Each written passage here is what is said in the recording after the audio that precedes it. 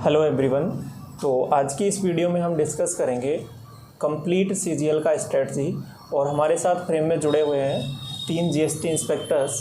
तो एक एक करके उनकी कंप्लीट स्ट्रेटजी जानेंगे और डेफिनेटली ये वीडियो आपको बहुत ही हेल्पफुल होने वाला है, तो लास्ट तक इस वीडियो को देखना। तो सबसे पहले स्टार्ट करते हैं सत्यम से। हेलो गाइस, मेरा नाम सत्यम शर्मा है। मैं अभी करेंटली जीएसटी इंस्पेक्टर की पोस्ट पे वर्किंग हूँ। इससे पहले मैं जूनियर असिस्टेंट में काम करता था, जो कैट डिपार्टमेंट होता है, सेंट्रल एडमिनिस्ट्रेटिव ट्रिब्यूनल, और यही मेरा सेकंड अटैम्प्ट था जिसमें मैंने अभी सिलेक्शन लिया है। मेरी एज अभी 22 है, तो आप भी बहुत जल्द ये पोस्ट हासिल कर सकते हैं। सत्यम, पहला जॉब तुमने एज 21 में लिया था ना? यस सर, पहला जॉब मेरा 21st एज में। इसके बाद भी मेरा एक जॉब लगा था, उसको मैंने ज्वाइन नहीं किया, और ये मेरा 3rd जॉब है जो अभी वर्किंग। ठीक है, आगे खुशी के बारे में जानते हैं थोड़ा सा। मेरा नाम खुशी शर्मा है और करेंटली मैं जीएसटी इंस्पेक्टर की पोस्ट पे काम कर रही हूँ। This is my 3rd attempt जिस पे मैं सिलेक्ट हुई हूँ। Thank you. Hello everyone, my name is Himlata and currently I am working at the post of inspector at CBIC department। तो आज मैं आपके साथ शेयर करने वाली हूँ कि बिना कोचिंग के कैसे आप एग्ज़ाम को क्रैक कर सकते हैं। Thank you. Okay, so start करते हैं। अभी एक एक सब्जेक्ट वाइज हम डिस्कस करते हैं, ठीक है? तो सबसे पहले मैथ्स के बारे में डिस्कशन करेंगे। तो सत्यम, मैं आपसे ये जानना चाहूँगा कि अगर कोई अपना नया प्रिपरेशन स्टार्ट कर रहा है तो क्या उसका एक तरीका होना चाहिए? क्या उसको एक कोचिंग की नीड होती है, या फिर वो बिना कोचिंग के भी कर सकता है, या ये डिपेंड करता है कि जो एस्पिरेंट है उसका मैथ्स का बैकग्राउंड कैसा है? इन सारी चीज़ों के बारे में थोड़ा सा ब्रीफ में अपने हिसाब से आप बताइए, फिर बाकी एक एक करके हम डिस्कस करेंगे सभी से। तो मैथ्स को पहले कैसे आपको स्टार्ट करना है, कि आपने क्या कौन सा तरीका अपनाया, ये सारी चीज़ें एक एक करके बताइए। सर, मेरा मानना है अगर किसी की मैथ्स बेसिक अगर उसका स्ट्रॉन्ग है तो उसे थोड़ी हेल्प इसलिए लेनी चाहिए मैथ्स करने के लिए कि पॉइंट ऑफ व्यू एग्ज़ाम में कैसे आपको अप्रूव करना है अपना, कि कैसे एफर्ट लगाने हैं, तो उसका एक ईजी हो जाता है करने के लिए।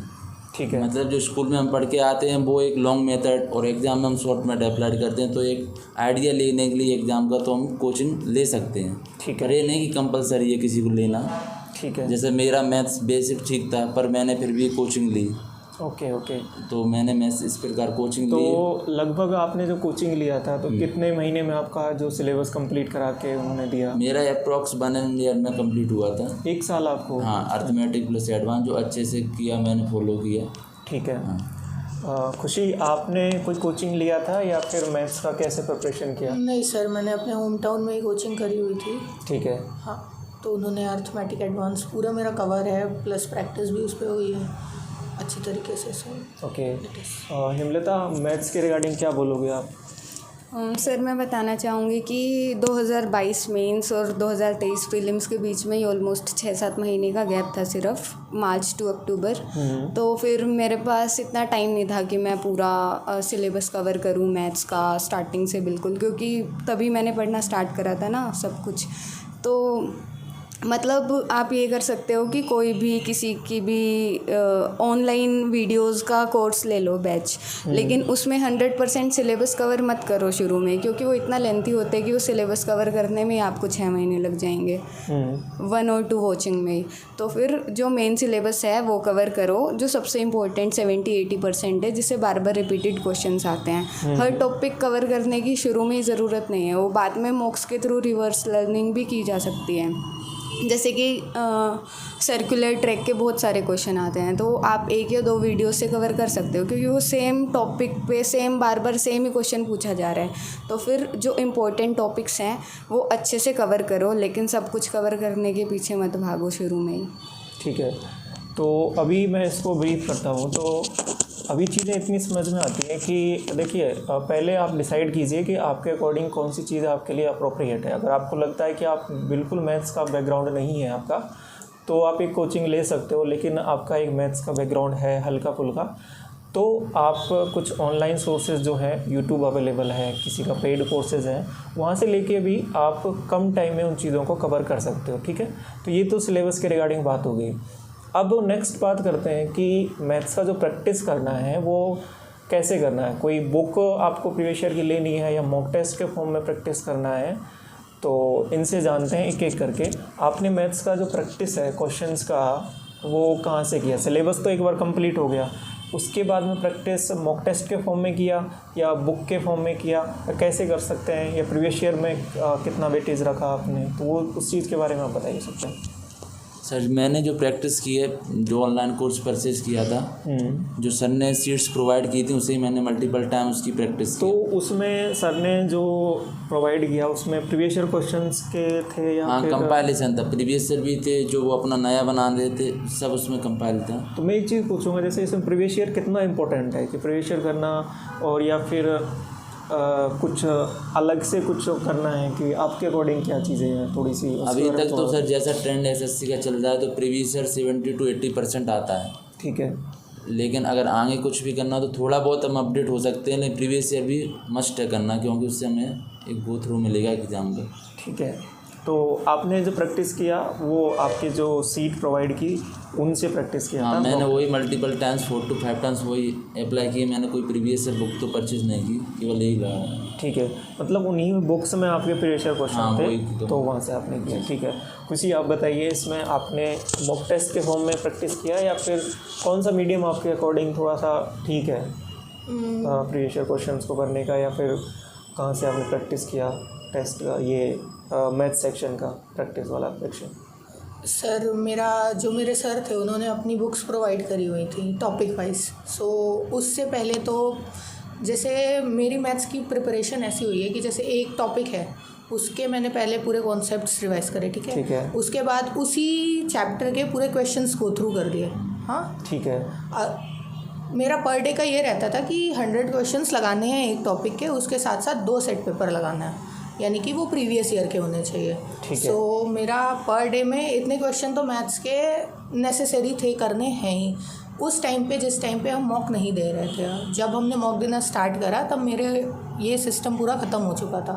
उसके बाद मेरा सिर्फ मॉक्स पे फोकस था और उसके साथ साथ उनका एनालिसिस था। तो जब एक बार आप पूरा सिलेबस गो थ्रू कर लोगे मेरे अकॉर्डिंग, तो उसके बाद फिर जब आप मॉक लगाओगे तो आपको सारे कॉन्सेप्ट ऑलमोस्ट आते होंगे, और जब उसमें अगर आपको कोई प्रॉब्लम हो रही है you can go back and वहाँ से चीज़ें रिवाइज करो, then you can do better. So main focus previous year पे होना चाहिए, बिकॉज अभी तक एसएससी का ट्रेंड ऐसा ही चल रहा है कि 70 to 80% प्रीवियस ईयर ही, हर बारी बस नंबर चेंज होके ही क्वेश्चंस आ रहे हैं मोस्ट ऑफ द केसेस में। सो प्रीवियस ईयर तो करना दी मस्ट है।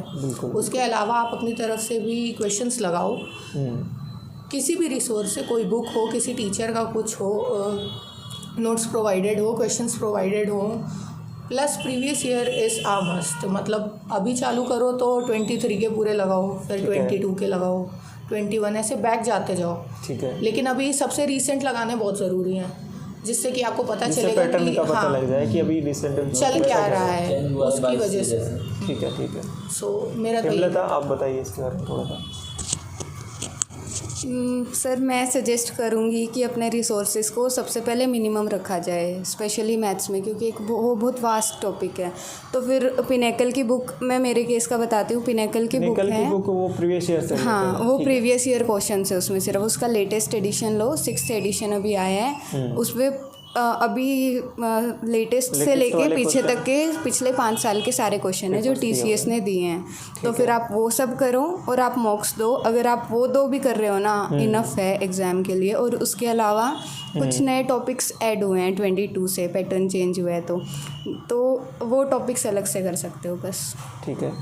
अभी थोड़ा समराइज़ करूँगा तो इसमें चीज़ें जो इम्पोर्टेंट निकल के आ रही हैं वो एक ही, प्रीवियस ईयर का बहुत ज़्यादा रोल रहता है आपके एग्ज़ाम में, तो उनको आपको ज़रूर कंसिडर करना है। ठीक है। अगला जो पॉइंट है मैथ्स में होता है कैलकुलेशन से रिलेटेड। अब देखिए, आपने बहुत सारे तरीके होते हैं कैलकुलेशन के, काफ़ी टीचर से भी सुना होगा, कोई वैदिक मैथ पढ़ा रहा है या फिर कुछ अलग से कुछ और ट्रिक्स हो गई। मैं एक एक करके जानूंगा कि क्या वो उनकी सच में सीजीएल एग्ज़ाम में नीड है, क्या उनको अलग से कैलकुलेशन में बहुत ज़्यादा काम करना है या फिर थोड़ा बहुत सीखने की ज़रूरत है। तो इसके बारे में थोड़ा सा समराइज़ करके आप बताइए कि कैलकुलेशन से रिलेटेड आपने क्या किया था, अलग से कुछ किया या फिर नॉर्मल सी चीज़ें हैं जो ही की थी।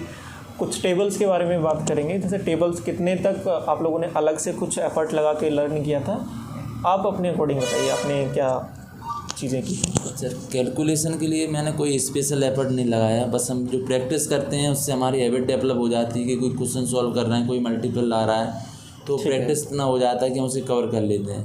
पर जैसे स्क्वायर्स रहा, क्यूब्स रहा, ये आपको थोड़ा एक एज प्रोवाइड कर दिया कि आपको अगर बाई हाइट है तो आप कुछ सेकंड्स में वहाँ बचा सकते हैं अपने, तो इसलिए थोड़ा बहुत, इतना नहीं कि हम उसी पर टाइम दे रहे हैं, उसका यहाँ पे अनार या बनार अलग से निकाल रहे हैं, ठीक है। पर थोड़ा बहुत टाइम उसके लिए हम निकाल सकते हैं, थोड़ा देख लो। टेबल अलग से आपने कुछ याद किया, जैसे 29 का हो गया, 31 का हो गया? मैंने सर 20 तक ही मुझे टेबल याद है, पर मैंने ठीक है, मतलब ऐसा कुछ नीड नहीं है कि आपको अलग से कुछ ज़्यादा टेबल पे काम करना है। ठीक है, ठीक है जी सर। तो आगे खुशी और आप बताइए हिमलता इसके बारे में थोड़ा सा। नहीं सर, मैंने भी अलग से कोई कैलकुलेशन का नहीं करा हुआ है। वही है कि करते करते प्रैक्टिस डेवलप हो जाती है तो आप फास्ट चीज़ें करने लगते हो। कुछ चीज़ें होती है जैसे स्क्वायर में आप कर सकते हो जल्दी बड़े स्क्वायर्स में इससे डिवाइड करके स्क्वायर, तो वो और मल्टीप्लाई का भी शॉर्टकट्स होता है। तो ये बेसिक्स ही है, मतलब अगर आप उसको एक बार सीख लोगे तो काफ़ी एज मिल जाता है उसमें। ठीक है, दैट इज़ इट। आपने कुछ किया इसकी रिगार्डिंग अलग से? हाँ, मैंने किया था। पहले मुझे क्यूब्स और स्क्वायर्स हायर नंबर के याद नहीं थे, लेकिन फिर मैंने मॉक्स में ऑब्ज़र्व किया कि मुझे इशू आ रहा था, मतलब मेरा टाइम वेस्ट हो रहा था। तो मैंने 20 तक क्यूब्स याद करे, 30 तक स्क्वायर्स याद करे और मुझे टेबल भी 12 तक ही याद थे, तो मैंने 20 तक टेबल याद करी। मतलब ये चीज़ें बार बार रिवाइज़ की और इससे मेरे को काफ़ी मदद मिली। मतलब मैं सबको सजेस्ट करूँगी मिनिमम इतना तो कर लो, इससे ज़्यादा चाहे ना करो। ठीक है, तो ओवरऑल कहने का मतलब ये है कि अलग से ज़्यादा कुछ नहीं करना है, लेकिन कुछ बेसिक चीज़ें हैं वो आपको आनी चाहिए, जैसे कि 20 तक टेबल हो गया, 20 तक नहीं तो 15 तक कुछ चीज़ें हैं बीच बीच में ऐसी टेबल्स हैं जो बार बार फ्रिक्वेंटली पूछी जाती हैं। जैसे आप मेंस्ट्रुएशन चैप्टर कर रहे हो तो उसमें 22 का जो टेबल है वो काम आता है, जब पाई की वैल्यू रखते हो तो वो याद कर सकते हो आप बीच में। बाकी अलग से ऐसा कुछ नहीं करना आपको, ठीक है। और अगर कुछ करते हो तो वो तो वेल एंड गुड है, लेकिन ऐसा नहीं है कि अलग से इस पे आपको बहुत ज़्यादा काम करना है, ठीक है। मेन जो फोकस है आपका बाकी चीज़ों पर होना चाहिए, ओके। तो ये सारी चीज़ें हो गई। अब देखिए, एक जो बहुत ज़्यादा क्वेश्चन पूछा जाता है मैथ से रिलेटेड, उसके बारे में डिस्कस करते हैं कि प्रैक्टिस करते करते करते करते कि एक टाइम के बाद स्कोर आपका स्टक हो जाता है, ठीक है। जो प्री की बात कर रहा हूँ मैं, तो 50 में से लगभग 35, 37, 35 से 40 की रेंज के बीच में, तो उसको बढ़ाने के लिए आप अलग से क्या कुछ कर सकते हो, या फिर जो प्रैक्टिस है उसी को कंटिन्यू रखना है, ग्रेजुअली वो धीरे धीरे इंक्रीज़ होगा, उसके बारे में थोड़ा सा जानते हैं एक एक करके। पहले सत्यम से पूछते हैं इसके बारे में। सर, जब स्कोर स्टक हो जाता है तो वो आपकी प्रिपरेशन वहाँ एवरेज हो चुकी है, एवरेज। बस आपको कुछ क्वेश्चंस भी एनालाइज करना है कि कौन सी टॉपिक मोस्टली गलत हो रही है, क्या कुछ मैं अलग से कर सकता हूँ। और वो जो मार्क्स बढ़ते हैं वो ग्रेजुअली बढ़ेंगे, क्योंकि एक बार स्टक होने के बाद जैसे हम मॉक भी लगाते हैं तो एवरेज 140, 150 में स्टक हो जाता है। पर प्रैक्टिस करके दे देंगे तो अपने आप ग्रेजुअली 150 क्रॉस कर जाएगा, आपको पता नहीं लगेगा। तो आपको वहाँ गिव अप नहीं करना है कि आपको करते रहना है, ठीक है। जैसे खुशी, इसके बारे में थोड़ा सा बताइए कि जो मार्क्स है एक टाइम के बाद स्टक हो जाते हैं, तो उस टाइम पे क्या आपका ओपिनियन है इसके रिगार्डिंग, क्या करना चाहिए? मेरे साथ हुआ था सर। मेरे साथ ऐसा था कि पहले मेरे मार्क्स 130 से 140 की रेंज में स्टक हो गए थे। अभी भी ऐसा होता है कि कभी कभी रुक जाते हैं एक जगह पे आके, मार्क्स ना बढ़ रहे हैं ना घट रहे हैं, सो बहुत फ्रस्ट्रेटिंग थिंग होती है। तो उसके लिए सबसे अच्छा तरीका यही है कि आप एनालाइज करो। पर्टिकुलरली मैथ्स में कई बार हमारे मार्क्स 40 से ऊपर बनते नहीं हैं बहुत सारे लोगों के केसेस में। तो एक चीज़ है कि पहले तो एक्यूरेसी पे ध्यान दो, एक्यूरेसी मेंटेन करो, मतलब गलत मत करो, एक्यूरेसी के साथ करो। ठीक है। ये धीरे धीरे ही आएगी ये क्वालिटी, बट ये बहुत फ़ायदा देती है।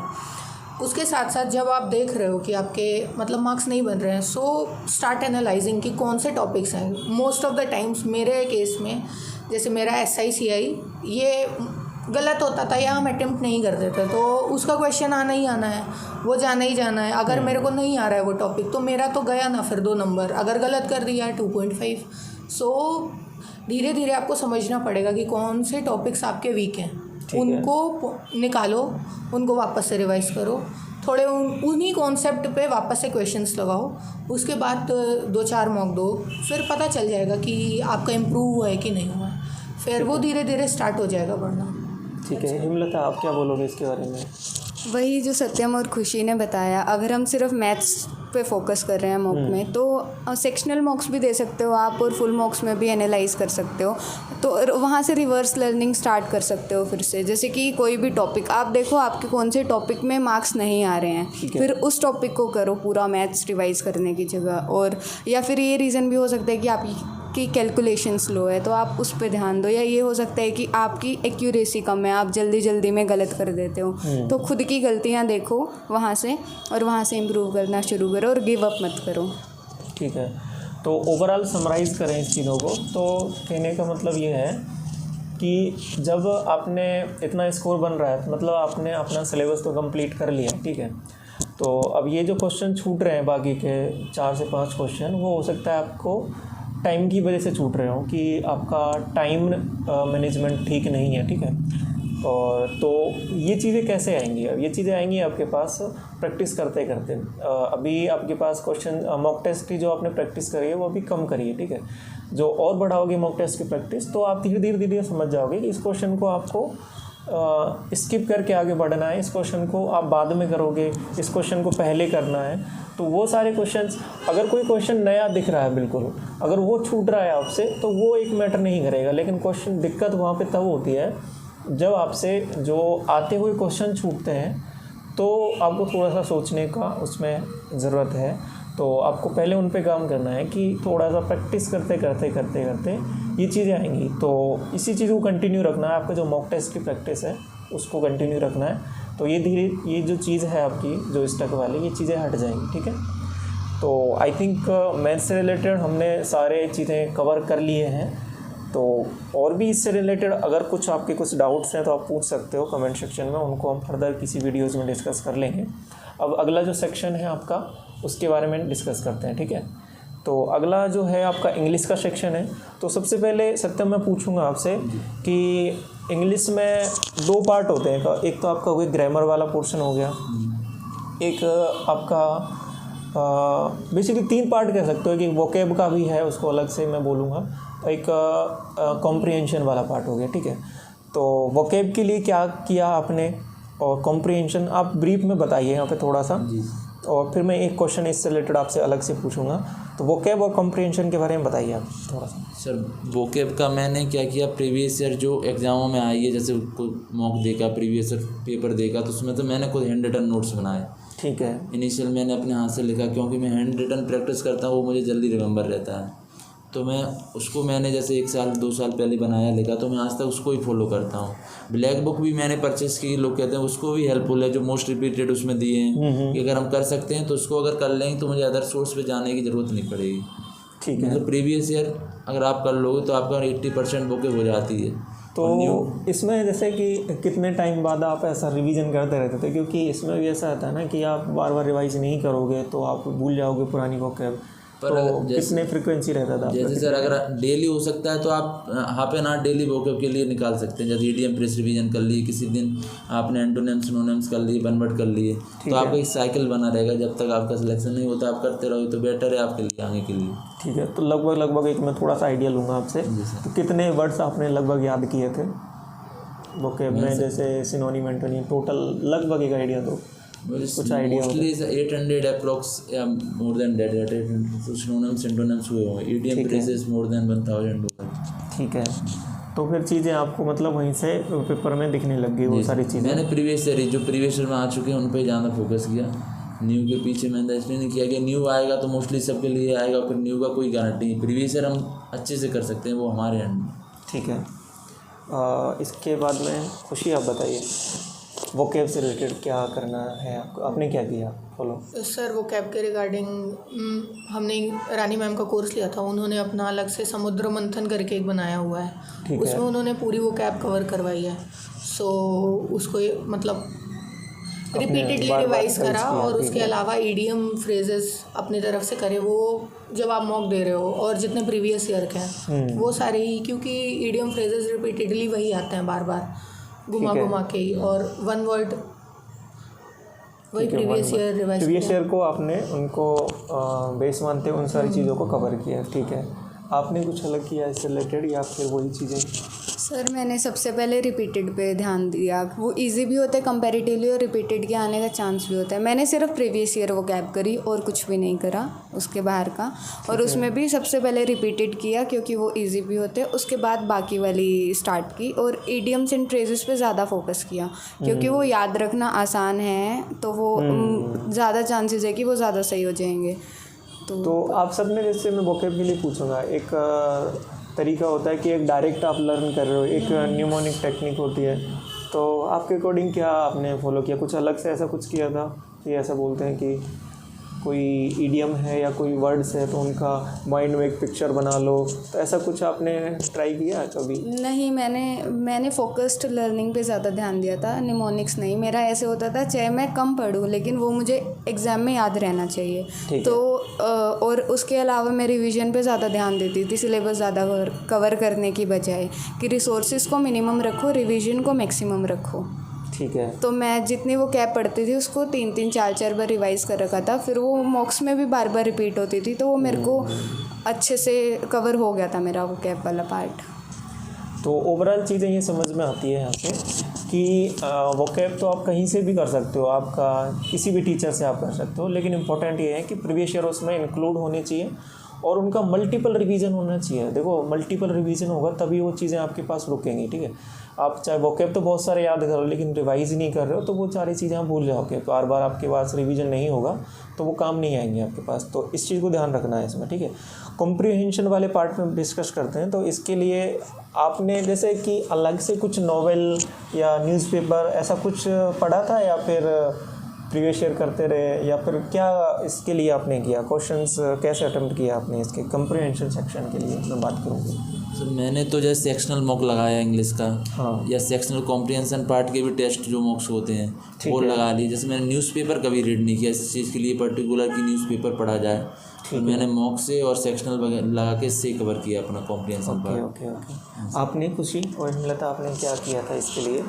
सर सेम वही, मॉक जब दे रहे हो तो उसमें एक कॉम्प्रिहेंशन आ रहा है। हाँ, मेंस वाले में मेंस के टाइम पे ही आ रहा है और क्लोज टेस्ट प्री के टाइम पे। तो हर बार जब भी मॉक दे रहे हो तो एक क्लोज टेस्ट आप गो थ्रू कर रहे हो, साथ में ही आप अलग से सेक्शनल मॉक दे के भी कर सकते हो। उसके अलावा मेरा ऐसा कोई सोर्स नहीं रहा है कि अलग से उसके लिए बुक पढ़ी है या कुछ और करा है।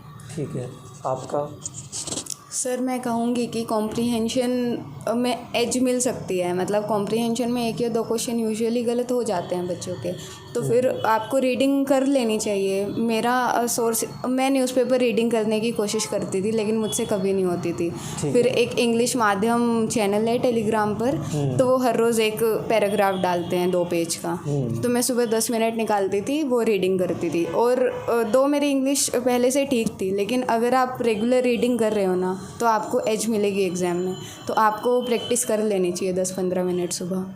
ठीक है, तो चीज़ें यहाँ से ये समझ में आती हैं कि अगर आपका इंग्लिश सेक्शन, जो इंग्लिश से आप बहुत पहले से अटैच हो ना, तो आप थोड़ा बहुत पढ़ते हो इंग्लिश में, तो चीज़ें आपके लिए बहुत आसान है। ऐसा कुछ नहीं है कि मतलब बहुत ज़्यादा आपको कुछ मेहनत करना है।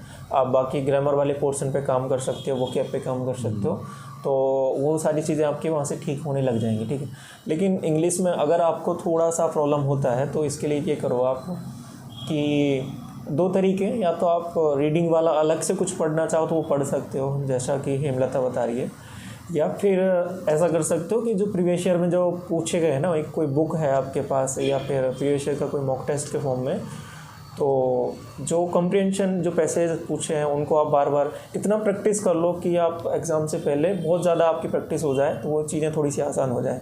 तो 2 ही तरीके हैं कि रीडिंग या तो अलग से कर लो या फिर पेपर्स के फॉर्म में कर लो, तो करना तो पड़ेगा दोनों में, तभी चीज़ें थोड़ी सी आसान होंगी, क्योंकि जो लैंग्वेज है उसको कैसे समझना है और कैसे उनका सॉल्यूशन करना है, तो ये प्रैक्टिस से ही आएगा ये वाली चीज़। ठीक है, तो ये इंग्लिश के बारे में थोड़ा सा हमने कंसाइज भी में इन चीज़ों को डिस्कस किया। रीजनिंग के बारे में आप देखो, रीजनिंग का सेक्शन है वो थोड़ा प्रैक्टिस पे ही डिपेंड करता है। एक बार अपना सिलेबस करने के बाद में जो प्रैक्टिस आप करते हो तो वहाँ से चीज़ें कवर हो जाती हैं। रीजनिंग में इतनी ज़्यादा परेशानी नहीं होती है।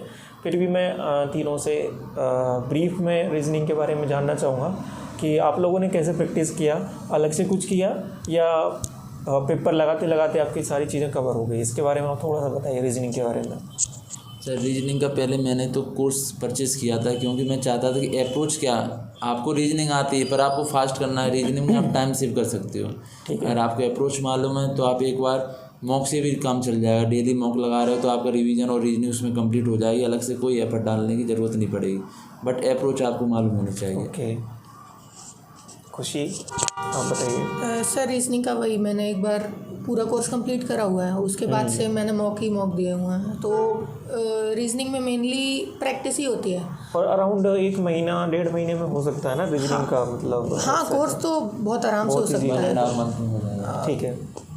कुछ टॉपिक्स होते हैं सर, जैसे कैलेंडर, उसके क्वेश्चन ट्रिकी होते हैं, बट वो हर बार चांस नहीं होता है कि वो प्री में ही आ रहा है, वो मोस्टली मेंस में ही आएगा तो सो लेकिन फिर भी आप एक बार कुछ डिफ़िकल्ट टॉपिक्स होते हैं उनको देख सकते हो, कैलेंडर उनमें से एक है। बिल्कुल बिल्कुल।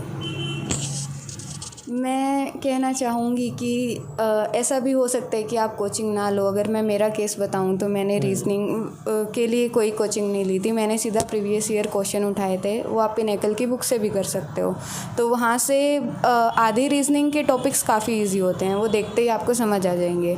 लेकिन जो टॉपिक्स आपको समझ नहीं आ रहे तो वो आप, जैसे मैंने करा था, जो टॉपिक्स मेरे को समझ नहीं आए थे शुरू में 1 या 2 उन टॉपिक्स की वीडियो देख ली यूट्यूब पर, फिर उसके बाद मैंने सिर्फ प्रैक्टिस करी और मॉक्स दिए। और कुछ टॉपिक्स होते हैं रीजनिंग में जो कि मुश्किल रहते ही हैं शुरू में कुछ महीने, जैसे कि नंबर्स हो गए, अल्फ़ाबेट्स हो गए, ये वाले हैं, तो उनकी मैंने ज़्यादा से ज़्यादा प्रैक्टिस करी थी। फिर मुझे वो ट्रिक्स समझ आने लग गई कि कैसे क्या करना है, पैटर्न्स।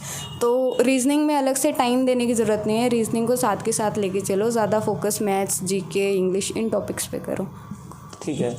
तो ओवरऑल चीज़ें ऐसे हैं कि आप एक बार देख लो कि रीजनिंग का आपका बिल्कुल ही आपको आइडिया नहीं है, बिल्कुल आप प्रिपरेशन स्टार्ट कर रहे हो, तो आप कोई कोर्स ले सकते हो जिसमें आपको जो बेसिक सी चीज़ें हैं वो आपकी कवर हो जाए। ठीक है। कुछ टॉपिक होते हैं जैसे कैलेंडर हो गया, उसमें कुछ कंसेप्ट होते हैं, ऐसे ही आपका ब्लड रिलेशन, उनके क्वेश्चन को कैसे सॉल्व करना है, तो वो सारी चीज़ें आप वहाँ से सीख सकते हो। उसके बाद में मेन चीज़ जो आती है ना, वो आपकी प्रैक्टिस से ही आती है कि आप प्रैक्टिस बार बार प्रीवियस ईयर क्वेश्चंस की करते रहोगे तो वहाँ से चीज़ें हैं वो आपकी क्लियर होती रहेंगी। और मतलब आधा घंटे के लगभग भी आप डेली कर रहे हो या फिर जो एक पेपर लगा रहे हो कंप्लीट सेट, तो वहाँ से चीज़ें हो जाएंगी। उसके बाद में अलग से कुछ नहीं करना काम। फिर क्या करना है रीजनिंग में, पेपर आपने लगाया, कौन सा सेक्शन के क्वेश्चंस जो हैं आपसे गलत हो रहे हैं, उसका कंसेप्ट आपको आ ही नहीं रहा है, तो उस पर्टिकुलर टॉपिक को आप सर्च करो, यूट्यूब पे कर सकते हो, आपका कोई कोर्स है उससे देख सकते हो, वहाँ से देख के उसको क्लियर कर लो एक बार। ठीक है। फिर उसके बाद में फिर दोबारा प्रैक्टिस पे याद आना है। प्रैक्टिस करते करते अभी जैसे हिमलता और खुशी ने भी बताया था कि क्वेश्चंस को आप जब लगा रहे हो ना बार बार, तो वो आपका जो पैटर्न है उनको क्वेश्चंस का हो गया, एनालॉजी का हो गया, वो आपके दिमाग में सेट हो जाता है कि हाँ इस टाइप से ऐसे क्वेश्चन आते हैं, इनमें ऐसे सोचना है, ये वाला लॉजिक लग सकता है, तो वो प्रैक्टिस से ही आता है। ठीक। तो प्रीवियस ईयर की प्रैक्टिस से ही आपका रीजनिंग सेक्शन है वो कंप्लीट हो जाएगा। अब थोड़ा सा आगे बढ़ते हैं जीके की तरफ। जीके में थोड़ा सा आपका जो स्कोर है वो फ्लक्चुएट करता है, ख़ासतौर पर एसएससी की जब बात करते हैं। तो सबसे पहले मैं बात करूँगा कि करंट अफेयर्स के बारे में कितना रोल रहता है, आप लोगों ने कहाँ से किया, तो उसके बाद मैं आगे बढ़ता हूँ। पहले करंट अफेयर्स के बारे में बताइए आप कि क्या किया इसके लिए आपने। सर करंट अफेयर्स के लिए जैसे एग्ज़ाम सितंबर में अभी, ठीक है, तो अभी मैं प्रीवियस मंथ की वीडियोस जो कंपाइलेशन यूट्यूब पे डालते हैं मंथ वाइज, ठीक है, जैसे आप सूटेबल हो, मंथ वाइज देखोगे तो कम टाइम मतलब कवर कर लोगे, तो उसको रिवीजन करते रहो, मतलब 1-2 बार उसे 1.5x स्पीड में देख लो, कैसे भी मतलब रिवीजन कर लो। क्योंकि करंट अफेयर्स अनलिमिटेड मैं मानता हूँ कि कोई भी टॉपिक कहीं से भी आ सकता है, तो आप जितना टाइम हो सके उतना उसको दीजिए। ठीक है, इतने इसमें कवर हो जाएगा। तो 6 महीने तक का आपने किया? नहीं सर, लास्ट 1 ईयर का वीडियोस देखिए, क्योंकि एसएससी कहीं से भी पूछता है, उसका कोई लास्ट 6 मंथ फिक्स नहीं है अभी। ठीक है, तो आपने मतलब जो करंट अफेयर्स है लगभग 1 साल के पीछे तक का आपने कवर किया था अपनी प्रिपरेशन के दौरान। ठीक है, आपने खुशी कितना लगभग किया, कितने महीने का या सालों का? सर अराउंड 1 ईयर, क्योंकि जैसे मैंने 3 साल दिया हुआ है तो मेरा तो चल ही रहा था। बट करंट अफेयर्स के लिए सर मंथली कंपाइलेशन वाले वीडियोस देखे थे, उसके अलावा एक बुक लगभग उनका ड्यूरेशन 1 घंटे का रहता है, तो वो 1 घंटे में मंथली काफ़ी कवर हो जाता है। अगर मंथ टू मंथ देखते रहोगे तो बेटर ही है। और मेरी आदत है सर जीएस के लिए हम सेल्फ नोट्स बनाते हैं, तो फिर चाहे वो करंट हो कुछ भी हो तो वो खुद से ही करते थे। ओके, आपने करंट अफेयर्स का क्या किया? सर करंट अफेयर्स के लिए मैं कहना चाहूँगी इसका आरओआई मतलब रिटर्न ऑन इन्वेस्टमेंट सबसे कम है कि अभी हम एसएससी का पैटर्न देख रहे हैं, तो एसएससी एग्ज़ाम से पिछले 6-7 महीने तक तो करंट अफेयर्स पूछ ही नहीं रहा, पिछले 1 साल से 1.5 साल तक का पूछ रहे हैं। मेंस में भी ये हुआ था और अभी भी ये हो रहा है। तो फिर अगर आपको करंट अफेयर्स करने हैं तो 1.5 साल तक के कवर करो, और लेकिन ये सबसे लास्ट में कवर करो क्योंकि इसका अनप्रिडिक्टेबल है, इसका कुछ पता नहीं है कि क्या आएगा क्या नहीं आएगा। तो पहले जीएस को कवर करो, इंपॉर्टेंट टॉपिक्स को, अगर आपके पास टाइम है तो उसके बाद करंट अफेयर्स करो। और सोर्सेज की अगर बात करें तो मैंने मंथली पीडीएफ से करा था, जैसे इंडोलॉगस पे मंथली पीडीएफ आती हैं, तो 2-2 3-3 बार वो पीडीएफ्स रिवाइज करी थी।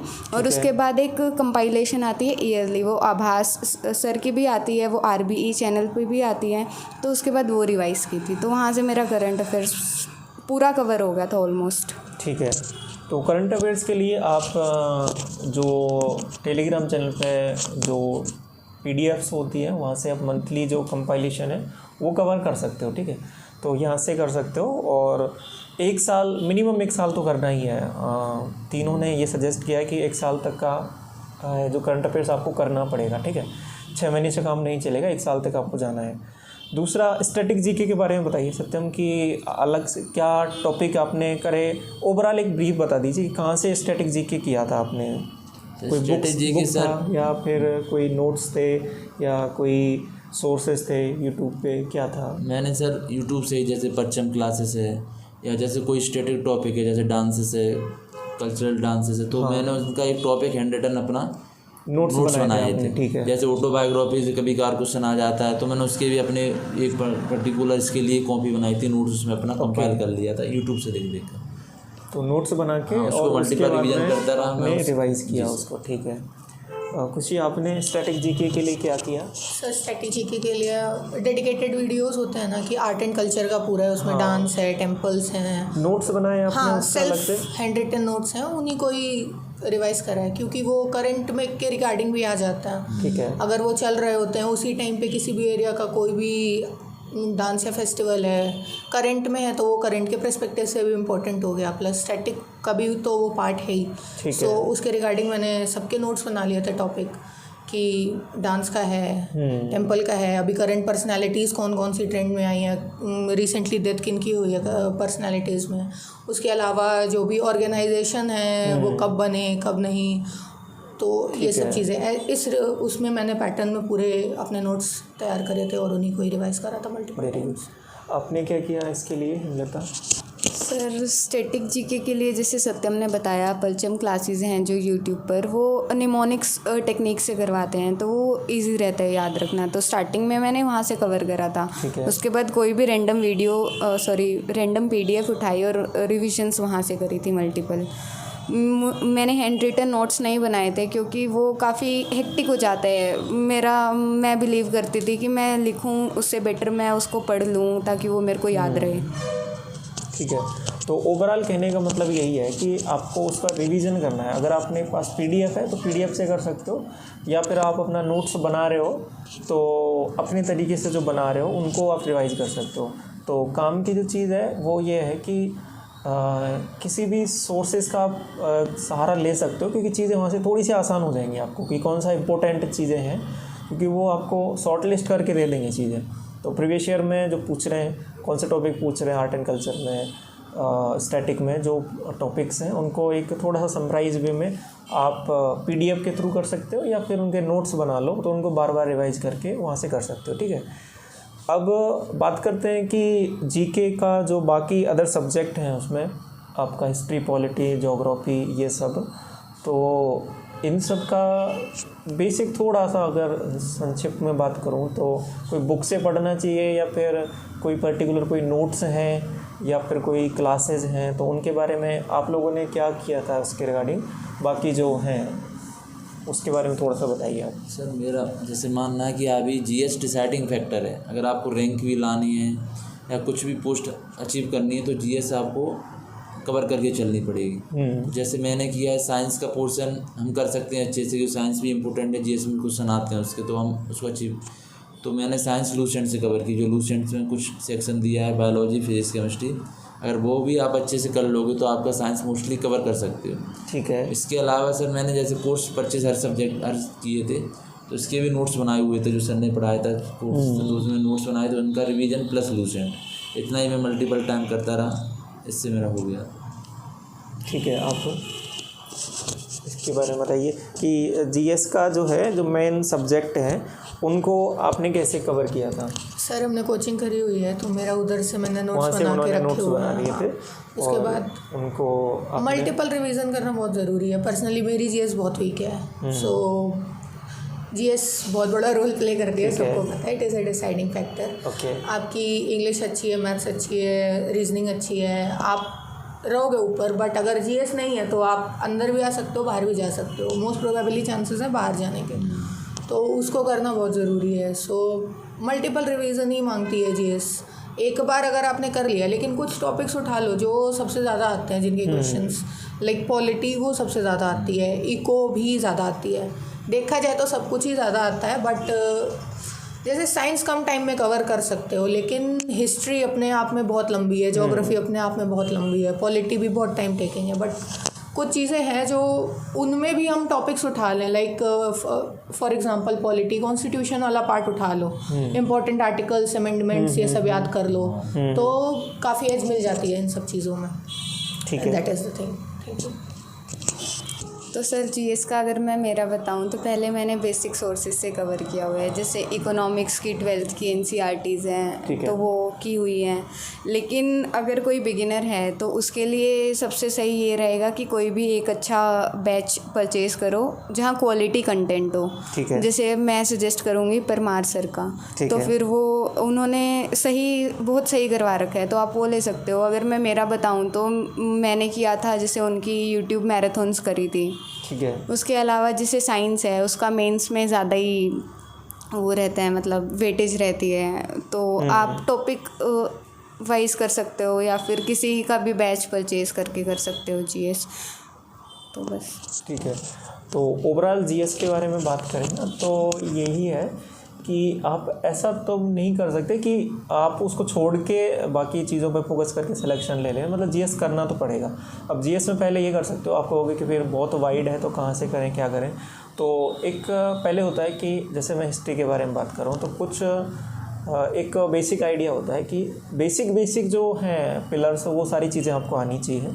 पहला टारगेट ये है कि पहले पूरा बेसिक आपको एक बार कवर कर लो, संक्षिप्त वे में पूरा कवर कर लो, फिर उसके बाद में आप जितना डीप जाते हो वो आप पे मैटर करता है। तो पहला टारगेट कि आप जो उसके ओवरऑल जो एरियाज़ हैं वो कवर कर लो। ये प्रीवियस ईयर से आपको पता लग जाएगा कि कौन कौन से टॉपिक से ज़्यादा चीज़ें पूछी जा रही हैं, तो वहाँ से कवर कर लो। ऐसा ही सारी चीज़ों में है। अब पॉलिटी में बात करूँगा तो आपके कॉन्स्टिट्यूशन से रिलेटेड क्वेश्चन पूछते हैं तो वो आपको आना चाहिए, ठीक है। आर्टिकल्स पूछते हैं तो आना चाहिए, तो उनका एक से दो पेज में एक समराइज वे में एक उनका पीडीएफ्स बना लो कुछ, या नोट्स बना लो, तो उनको थोड़ा सा रिवाइज करते करते कर लो। आप सभी ने एक मेंशन किया परमार एसएससी, तो वहाँ से आप देख सकते हो। तो अगर वो आपके लिए हेल्पफुल लगता है तो उस चीज़ को भी आप एक बार अपनी प्रिपरेशन में ऐड कर सकते हो, ठीक है। तो ये सारी चीज़ें हैं जीके से रिलेटेड हो गई। तो चारों सब्जेक्ट से रिलेटेड हमने मोस्ट ऑफ द चीज़ें हैं वो कवर कर ली हैं, ठीक है। कोई भी चीज़ें छूटी नहीं है। तीनों से हमने ये चीज़ें जानने की कोशिश करी कि आप लोगों ने कौन सी चीज़ें अपनी प्रिपरेशन में जो चीज़ें लगाई हैं और कैसे आपको उनसे रिज़ल्ट मिले, ठीक है। तो इसके बाद में एक इम्पॉर्टेंट टॉपिक है उसके बारे में बात करता हूँ, मॉक टेस्ट से रिलेटेड। आपने अपनी प्रिपरेशन में कंप्लीट में कितने मॉक टेस्ट लगाए थे और मॉक टेस्ट का कितना रोल रहता है और कब लगानी चाहिए? 3 क्वेश्चन हैं आपके, तो एक एक करके बात करते हैं इस पर।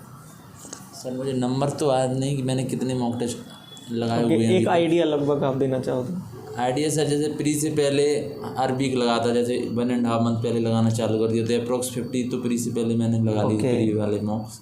ये फुल टेस्ट है? हाँ फुल टेस्ट है। इसकी और सेक्शनल भी? सेक्शनल तो मैं जैसे जब टाइम मिल रहा है तो सेक्शनल तो मैं लगाता रहता था, एक दिन में 2 लगा ली किसी एक सब्जेक्ट का। मतलब आपको अगर एक बार आपका 90% सिलेबस हो गया है तो आप मॉक स्टार्ट कर सकते हैं। मतलब अच्छे उसमें क्या है कि आपके मार्क्स भी आएंगे, प्लस आपको ये पता चलेगा जो मैं कर चुका हूँ उसमें गलत हो रहा है, क्या हो रहा है, मुझे क्या और करना चाहिए। ठीक है। और ठीक है, और खुशी आपने कितने मॉक टेस्ट लगाए थे लगभग, कोई आइडिया? सर काउंटिंग नहीं है, बहुत लगाए हैं, बहुत ज़्यादा ही लगाए हैं। मतलब 100 प्लस? हाँ आराम से। ओके। प्लस उसके साथ साथ सेक्शनल तो मेरी आदत थी, मतलब टेक्स्ट बुक में सबसे सही रहता है। फुल लेंथ के साथ साथ उसके मिनी टेस्ट भी आते हैं मेरे, वो भी लगे हुए थे। उसके साथ साथ सेक्शनल टॉपिक वाइज। हाँ बिल्कुल। जितना भी टाइम मेरे को मिलता था तो एक बार प्रिपरेशन ख़त्म होने के बाद फिर मॉक टेस्ट ही मेन चीज़ है जो आपको करनी है। प्रीवियस ईयर मॉक टेस्ट तो आप मॉक फॉर्म में भी दे सकते हो प्रीवियस ईयर तो, प्लस आप प्रीवियस ईयर बुक लेके उधर से कवर कर सकते हो। बट मॉक टेस्ट तो लगाने चाहिए, जितने ज़्यादा लगाओगे उतना ही अच्छा रहेगा। ठीक है, आप इसके बारे में क्या बोलोगे? मॉक टेस्ट आपने कितने लगाए? सर अगेन नंबर्स तो मुझे याद नहीं है, लेकिन मेरी पूरी जर्नी मॉक्स के थ्रू रही है। जैसे कि सबसे पहले तो मैं कहूँगी कि सिलेबस फिनिश होने का वेट मत करो मॉक्स के लिए। 50% मेन सिलेबस भी हो गया है ना, तो मॉक्स बहुत जल्दी, जितना जल्दी हो सके मॉक्स स्टार्ट कर दो। और उसके बाद मतलब मैंने प्रीलिम्स से 4 महीने पहले ही मॉक्स स्टार्ट कर दिए थे। तो ओलिव बोर्ड के लाइव मॉक्स, सुपर मॉक्स, ओलिव बोर्ड के सब्सक्रिप्शन वाले मॉक्स, टेक्स्ट बुक, मैंने कोई भी मॉक नहीं छोड़ा था पूरा। मतलब मेरा हर दूसरे दिन मॉक चलता था। और बाद में तो एक फ़िक्स टाइम था दिन का कि इस टाइम तो एक दिन में एक मॉक हो गई। तो मॉक्स से मुझे सबसे ज़्यादा इम्प्रूवमेंट मिली है। जैसे कि मेरे पास टाइम बहुत कम था, मैंने सिर्फ 6 महीने में बिना कोचिंग के पूरा सब करा था अभी 2023 CGL के लिए। तो मॉक्स से ही हुआ है मेरा जो सिलेक्शन हुआ है। सिलेबस तो मतलब मॉक्स में जो क्वेश्चन आ रहे थे जो मुझसे नहीं हो रहे थे तो उसी के थ्रू मैं गई थी कि हाँ मेरा ये रहता है। ठीक है, तो देखिए ओवरऑल चीज़ें यही हैं यहाँ पे। इसमें मैं भी एक चीज़ ऐड करना चाहूँगा कि देखिए मॉक टेस्ट बहुत ही ज़्यादा इम्पोर्टेंट है आपकी प्रिपरेशन में। पर्सनली ये मेरा भी एक्सपीरियंस है, क्योंकि मेरा जो जर्नी है प्रिपरेशन का उसमें ये मॉक टेस्ट का बहुत ज़्यादा रोल रहा है। तो क्योंकि मेरे पास टाइम भी कम था और उसमें सारी चीज़ें कवर करनी थी। प्री के लिए मेरे पास 1.5 मंथ ही था, तो उसमें जो जितने ज़्यादा से ज़्यादा मॉक टेस्ट हो सके थे तो वो मैंने यहाँ पे लगाए थे। तो आप बिलीव नहीं करोगे कि एग्ज़ाम के टाइम तक आते आते पर डे के 4 मॉक भी होने लग गए थे। तो इतना केवल क्योंकि मॉक ही टेस्ट लगाता था, इसके अलावा कुछ नहीं।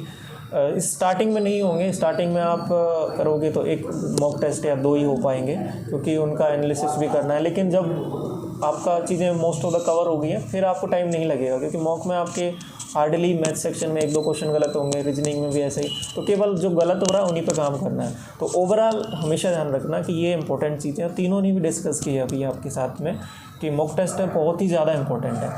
तो आपको ये वेट बिल्कुल नहीं करना है कि आप एक बार सिलेबस कर लोगे, आपका मॉक टेस्ट लगाओगे तो आपके नंबर कम आएंगे तो उसके बाद में कभी मॉक टेस्ट बाद में लगाने नहीं।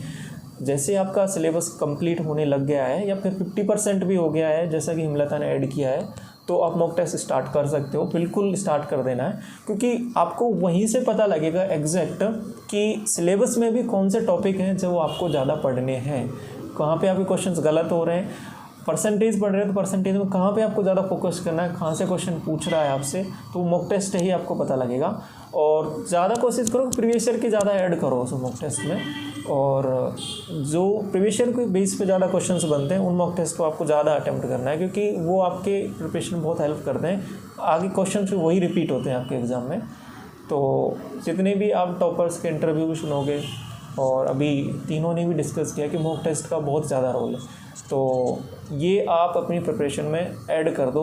अगर आप नहीं कर रहे हो मॉक टेस्ट तो आज से ही ये चीज़ें ऐड कर दो अपनी प्रिपरेशन में, ठीक है। तो ये मोस्ट ऑफ द चीज़ें अब हमने इसमें कवर कर ली हैं। तो इसके अलावा मैं तीनों से एक एक बार पूछना चाहूँगा, अगर कुछ अपनी तरफ से कुछ ऐड करना चाहें इसमें तो वो ऐड कर सकते हैं, ठीक है। सत्यम, कुछ इसके अलावा कोई टॉपिक हमने कोई चीज़ें कवर नहीं की, आप कुछ बोलना चाहो जो तैयारी कर रहे हैं उनके लिए? ऑलमोस्ट तो सब कवर है, पर मैं कहना चाहूँगा जैसे मॉक में मार्क्स कभी फ्लक्चुएट होते हैं, कम भी आते हैं, तो बहुत से लोग सोचते हैं कम आ रहे हैं या होगा या ना होगा। तो मेरा मानना है जो आपने रूटीन बनाया हुआ, जितना भी टाइम आप पढ़ते हो, कोई टाइम टेबल फिक्स मत कीजिए कि मैंने सब्जेक्ट पढ़ना है या पढ़ना है। जब मन हो आप रूटीन डेली जो बनाया हुआ पढ़ते रहिए, आपको सक्सेस मिल जाएगी। अगर आप कंटिन्यूस भी पढ़ते हो तो मिल जाएगी, बस गैप नहीं करना है आपको। ठीक है, वेरी वेरी इंपॉर्टेंट। हाँ, कुछ इसके बारे में बोलिए। तो सर मेरे हिसाब से आप लोगों को ये समझना चाहिए, आप मॉक दे रहे हो दी गुड, लेकिन अगर आपने आज मॉक दिया है तो उसका एनालिसिस भी आज करो। जितना ज़्यादा ज़रूरी मॉक देना है उतना ही ज़्यादा ज़रूरी उसका एनालिसिस भी है। ये नहीं कि बस देखा मेरे, हाँ इसमें इतने कम नंबर है, इसमें इतने कम नंबर है, ठीक है ये नहीं हुआ, ये देख लिया, ऐसा ऊपर से ओवरव्यू मत करो उसको। मीन्स इम्प्रूवमेंट आपका तभी हाँ, होगा, इम्प्रूवमेंट तभी होगा जब आप उसको इन डेप्थ देखोगे। एक बार मतलब एनालिसिस करना भी अपने आप में एक चीज़ है सर। स्टार्टिंग में मेरे साथ यही प्रॉब्लम हुई थी कि हम मॉक देते थे बट एनालिसिस नहीं करते थे, जिसकी वजह से मेरा लॉस हुआ। बट अगर उस टाइम पे हमने ध्यान से अगर वो देखा होता ना कि सच में मेरा किस में कौन से क्वेश्चंस गलत हो रहे हैं, कौन सा टॉपिक मेरा रह रहा है, और उस पे ही हमने फोकस करा होता तो चीज़ें जल्दी इम्प्रूव होती हैं। सो जितना ज़्यादा ज़रूरी मॉक देना है उससे कई ज़्यादा ज़रूरी उसका प्रॉपर एनालिसिस है, क्योंकि तभी उसका फ़ायदा। हाँ, तभी उसका फ़ायदा होगा कि आप मॉक दे रहे हो, आपको पता चल रहा है किधर पे आपके नंबर कट रहे हैं, किधर आ रहे हैं, किधर आपको टाइम ज़्यादा लग रहा है। आप क्वेश्चन अटेम्प्ट कर रहे हो but at the same time आप उसमें 1 मिनट से 1.5 मिनट से ज़्यादा ले रहे हो, तो वो भी अपने आप में एक टास्क है कि उसको आपको रिड्यूस करना है, क्योंकि आप हर क्वेश्चन पे ऐसा नहीं दे सकते हो ना कि 1.5 मिनट दे रहे हो। कुछ टॉपिक्स होते हैं कि हाँ, लेकिन फिर भी अपने आप को टाइम लिमिट के अंदर लेके आओ। लाइक मैथ्स में 20 मिनट से ज़्यादा मत दो, उसको लास्ट में रखो करने के लिए, बट 20 मिनट से ज़्यादा अगर आपको मैथ्स में लग रहे हैं सो इट इज़ लाइक आपकी अभी प्रिपरेशन बहुत वीक है। 20 मिनट तो तब जब आप बाकी 3 सेक्शंस कवर कर चुके हो। सो ये चीज़ पे बहुत ज़्यादा फोकस करना चाहिए जिससे आपको एज मिलेगी। उसके साथ साथ ही बिल्कुल भी परेशान नहीं होना है, क्योंकि आपका सिलेबस पूरा हुआ है नहीं हुआ है इट डज़न्ट मैटर, लेकिन आपको पता है आप कर रहे हो, कॉन्स्टेंटली कंसिस्टेंसी के साथ काम कर रहे हो, तो कंसिस्टेंसी मेंटेन करना की फैक्टर है। बिल्कुल, एक मॉक तो डेली दो, अगर आपने स्टार्ट कर दिया है सो एक मॉक डेली दो। आते आते एंड के टाइम में आपके पास पढ़ने के लिए कुछ नहीं बचेगा, क्योंकि आप मॉक दे रहे हो, उसी का एनालिसिस कर रहे हो, आप उसी में ही फिर जो टॉपिक नहीं आ रहा है उसको एक बार गो थ्रू कर लो, वो आपका रिवीजन भी हो रहा है। सो बिल्कुल भी स्ट्रेस नहीं लेना है कि बस एग्ज़ाम आ रहा है तो पढ़ाई पढ़ाई पढ़ाई नहीं। अपने लिए भी थोड़ा टाइम उस टाइम पे निकालो कि पढ़ाई के अलावा भी आप थोड़ा टाइम अलग चीज़ों को दे रहे हो। सो आपकी वो पढ़ाई हेल्दी पढ़ाई होगी और आपका माइंड भी हेल्दी रहेगा, आपके नंबर भी फिर ग्रेजुअली बढ़ने लगेंगे। अगर आप और चीज़ों पे भी फोकस करोगे, साथ में सिर्फ पढ़ाई करोगे, so things will not go that good. That's all. Thank you. Sir मैं कहना चाहूँगी कि अगर आप एक सीरियस एस्पिरेंट हो तो सबसे पहले तो कि you have to be disciplined and you have to be consistent. जैसे कि मेरा होता था, आपकी जितनी भी सिटिंग आप कर सकते हो वो हर दिन होनी चाहिए और उसको धीरे धीरे बढ़ाओ। जैसे कि मेरा 8 घंटे रहता था, स्टार्टिंग में 8 घंटे नहीं था, लेकिन 1 महीने 1.5 महीने बाद मैं 8 घंटे पे आ गई थी और वो मेंस के तक 8 घंटे ही था। दूसरा, आप हार्ड वर्क कर रहे हो ठीक है, लेकिन उससे ज़्यादा आप फोकस स्मार्ट वर्क पे करो। कि आप मेहनत कर रहे हो लेकिन आप थोड़ा रुक के सोचो कि कहाँ क्या कर रहे हो। तो स्मार्ट वर्क सबसे ज़्यादा ज़रूरी है अगर आपको अपनी जर्नी का टाइम कम करना है तो। और अगर हम एग्ज़ाम ओरिएंटेड बात करें तो 3 ही रूल है। पहला कि अपने रिसोर्सेज को मिनिमम रखो, कि बेस्ट क्वालिटी रिसोर्स आप पहले ही ढूंढ लो और सिर्फ वही पढ़ो। 4 चीज़ें पढ़ने की ज़रूरत नहीं है, एक काफ़ी है। दूसरा, मैक्सिमम रिवीजन करो कि कम पढ़ो लेकिन उसको ज़्यादा से ज़्यादा रिवाइज़ करो। और तीसरा, मॉक्स मतलब mocks is the key for to crack the exam. और इन सब के अलावा एक मेरी टिप जो कि मैंने लास्ट में यूज़ करी थी कि जब मैं मॉक्स देती थी तो लोग सिलेबस के नोट्स बनाते हैं यूजुअली, तो मैं मॉक के बनाती थी। जैसे कि मुझे पता है कि मॉक में मेरा मैथ्स का ये क्वेश्चन गलत हुआ है, लास्ट टाइम भी गलत हुआ था, तो मैंने बहुत क्रिस्प नोट्स थे वो, कि मैंने सिर्फ वो फार्मूला लिख लिया कि मैं ये भूल रही हूँ। ऐसे इंग्लिश में कोई रूल है जो मैं बार बार भूल रही हूँ, तो मैं वो मॉक नोट्स थे सिर्फ, तो मैं सिर्फ वो रूल लिख रही हूँ उसमें। तो जो चीज़ मैं गलत कर रही हूँ मैं सिर्फ वही नोट करती थी उसमें बिल्कुल शॉर्ट मैनर में। तो आप ये चीज़ कर सकते हो, आपको लॉन्ग टर्म में वो इम्प्रूवमेंट दिखती है। और उसके अलावा मॉक टेस्ट जो देते थे तो क्वेश्चन सेव कर सकते हैं, जैसे कि मैथ्स के जो क्वेश्चन मेरे गलत हो रहे हैं वहाँ पे सेविंग का ऑप्शन आता है, और फिर मैं सेव्ड क्वेश्चन में दोबारा जाती थी, उनको रिवाइज़ करती थी। ऐसे मैंने 3-4 बार सेव्ड क्वेश्चन सारे रिवाइज़ करे थे। तो बाद में मेरे ये सब चीज़ें एलिमिनेट होके और स्कोर काफ़ी अच्छा बूस्ट हुआ था। ठीक है, तो देखिए यहाँ पे ओवरऑल चीज़ें समझ में आती हैं कि आप जो प्रिपरेशन कर रहे हो उसमें कितने ज़्यादा कंसिस्टेंट हो, तो वो बहुत ज़्यादा मैटर करता है। ठीक है, तो आप अपनी तैयारी में ऐसा नहीं है कि आप एक दिन तो आप 10 घंटा पढ़ लिए, फिर उसके बाद अगले दिन आपने अपनी प्रिपरेशन में थोड़ा सा गैप दे दिया, तो वहाँ से चीज़ें थोड़ी सी बिगड़ने लग जाती हैं। देखो कंसिस्टेंट रहना बहुत ज़रूरी है। कुछ टाइम फ्रेम की ही बात होती है, 4 से 5 महीने का ही टाइम होता है, उसमें एग्ज़ाम का जो क्रूशियल टाइम है उसमें आप कंसिस्टेंट रह जाते हो तो आगे की चीज़ें बहुत ज़्यादा आसान हो जाती है। ठीक है, तो पहला पॉइंट ये है कि जितनी भी पढ़ाई कर रहे हो उसको कंसिस्टेंट करना है, डेली करना है, इम्पोर्टेंट। दूसरा, जो मॉक टेस्ट अपनी प्रिपरेशन में ऐड करना है, अगर अभी तक ऐड नहीं किया है तो मॉक टेस्ट अपनी प्रिपरेशन में ऐड करो। तीसरा पॉइंट है कि जो भी चीज़ें आपकी गलत हो रही हैं मॉक टेस्ट के फॉर्म में या फिर जहाँ पे आपको चैलेंजेस लग रहे हैं, आप जब पेपर लगाओगे तो वहाँ से उनके आप अपने कुछ नोट्स बना के या फिर उनको लिख के ज़रूर करके देखना है कि उनको लिख लो, अलग से कुछ नया कंसेप्ट आया तो उनको नोट डाउन कर लो और उस पर काम करो। कहने का मतलब है जहाँ पे आपकी कमी है ना, जिस टॉपिक में कोई पर्टिकुलर क्वेश्चंस में मैथ्स में बात करूँ तो उन सब चीज़ों पे काम कर रहा है, तभी आपका जो स्कोर है वो धीरे धीरे बढ़ने लगेगा। ठीक है, तो ये ओवरऑल चीज़ें हैं यहाँ पे। आई होप हमने सारी चीज़ें यहाँ पे कवर कर ली हैं, तो डेफिनेटली ये जो वीडियो है आपको बहुत हेल्पफुल होगा आपके प्रिपरेशन जर्नी में। तो इस वीडियो को यहीं पे रखते हैं। तो जो भी अपकमिंग एस्पिरेंट हैं उन सभी को आपके एग्ज़ाम के लिए ऑल द बेस्ट। तो थैंक यू सो मच।